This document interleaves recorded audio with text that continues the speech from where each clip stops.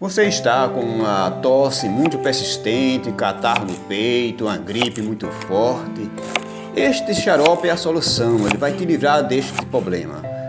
Pegue uma cebola grande, corte em cubos, coloque 200 ml de água em uma panela, coloque também as cebolas na água, deixe ferver por 5 minutos.